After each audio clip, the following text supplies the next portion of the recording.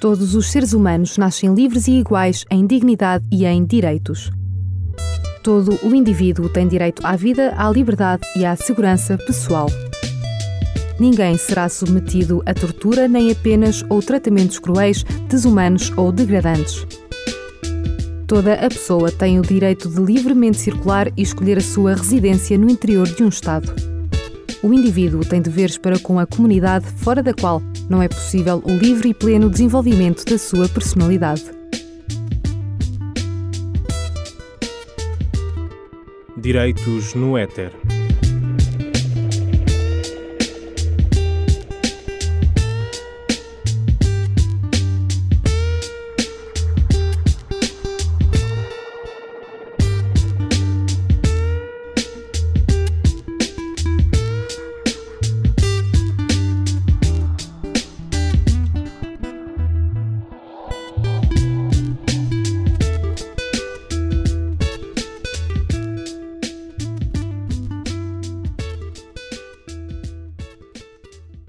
Morreu Margaret Thatcher, a primeira e única primeira-ministra do Reino Unido, fez mexer o mundo e mesmo depois de morrer deixou ódios e paixões. Não foi consensual.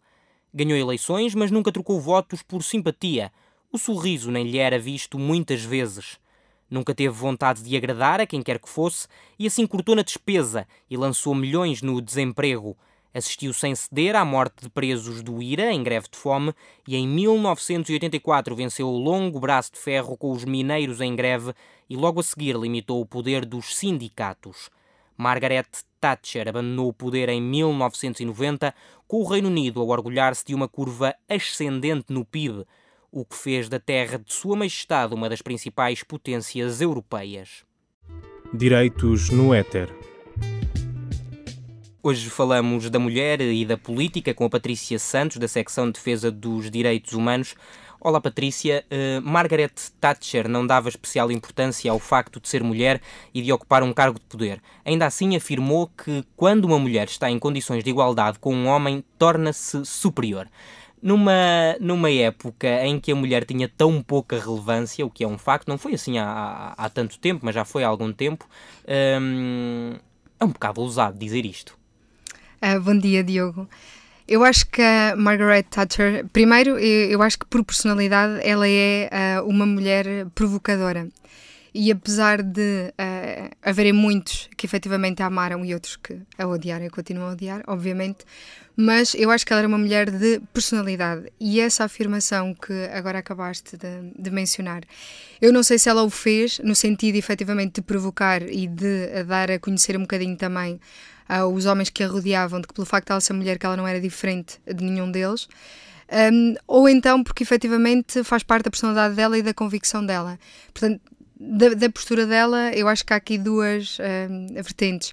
Uma pode ter a ver com o facto de ela ser mesmo assim, é a personalidade dela. Outra, ser uma espécie de mecanismo de defesa para ela conseguir vencer no mundo que era e que ainda continua a ser de homens, que é o mundo da política. Mas a mulher é superior ao homem de facto ou o mundo faz-se com ambos?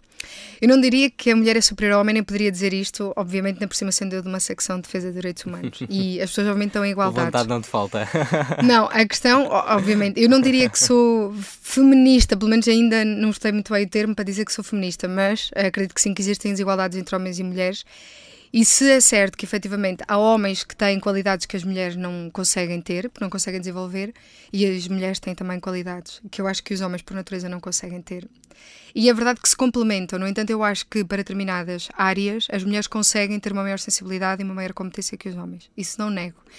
E na questão da política, embora as mulheres, efetivamente, isso está comprovado, que as mulheres participam muito pouco na política, nomeadamente assumem muito poucos cargos públicos, a verdade é que eu acho que faz falta uma visão mais feminina do mundo e da política.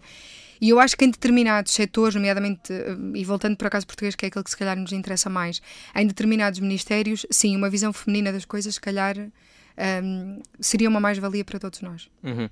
Para que atualmente se consigam colocar mulheres na política, temos a ideia de que as cotas ajudam muito.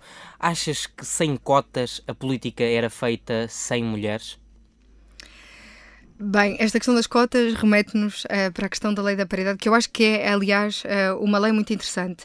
E eu vou só ler uma pequena parte, pronto, que é para termos a noção de que efetivamente a lei diz expressamente, portanto, que nas listas para a Assembleia da República, para o Parlamento Europeu e autarquias locais, que devem ser compostas de modo a assegurar a representação mínima de 33% de cada um dos sexos, o que significaria que haveria aqui uma igualdade de géneros em termos de representação política. Pela pesquisa que eu fiz para este programa, é verdade que isso não acontece e a maior parte dos partidos nem sequer respeitam esta exigência, que é uma exigência legal.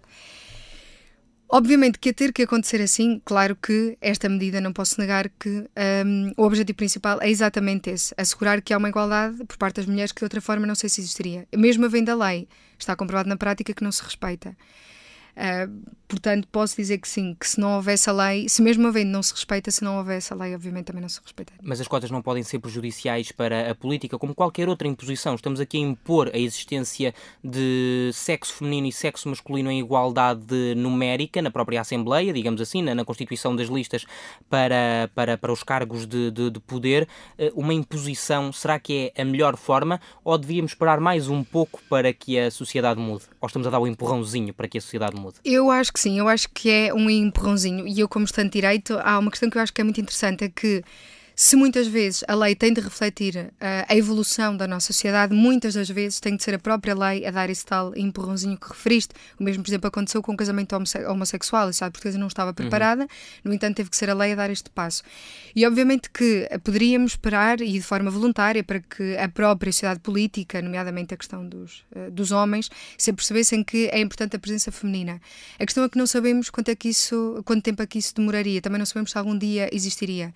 E é um facto que, obviamente, a questão da igualdade tem que ser respeitada, a igualdade de género tem de ser respeitada e, sobretudo, tem de ser promovida.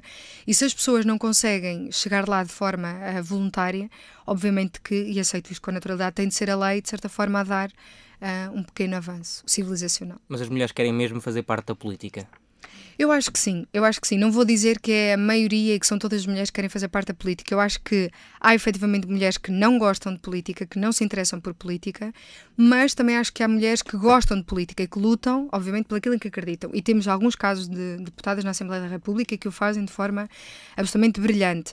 E depois existe, digamos que um terceiro grupo de mulheres que são aquelas que gostam de política, mas que, por determinadas circunstâncias, ou porque não tiveram a formação académica necessária para compreender os meandros da política, ou então porque a mulher, embora estejamos no século XXI, ainda vive condicionada por uma série de circunstâncias e, portanto, não há muito tempo para se dedicar à política, não há muito tempo para fazer parte, por exemplo, de um partido. Porque há um filho em casa, porque há um marido, porque há um trabalho, porque há toda uma lida doméstica. Portanto, eu acho que há aqui este tipo de 3 grupos, que eu não sei qual das é que estará em maioria, teriam de ser feitos estudos, mas eu acho que sim, que as mulheres gostam de política. Aliás, a política é uma forma das mulheres assegurarem os direitos que elas sabem, obviamente, que lhes são reconhecidos. Quando falamos em política, falamos em questões ideológicas e estas posições extremadas que a Margaret Thatcher tomou no Reino Unido foram posições que nós poderemos compreendê-las de 2 maneiras. Uma questão ideológica ou então, por outro lado, uma afirmação. Uma mulher que quer provar que é mulher e que é capaz de fazer aquilo que o homem faz e não quer ficar à parte. Será que a própria mulher se está a esquecer de dar o seu toque feminino à política? Nisso, pronto, eu concordo com aquilo que tinhas dito, aliás já referi isso há pouco, a questão da Margaret é um caso um bocadinho complexo, porque eu acho que há aqui 2 leituras e que eu não sei obviamente qual delas será a mais correta, porque também não a conheci como nenhum de nós a conheceu.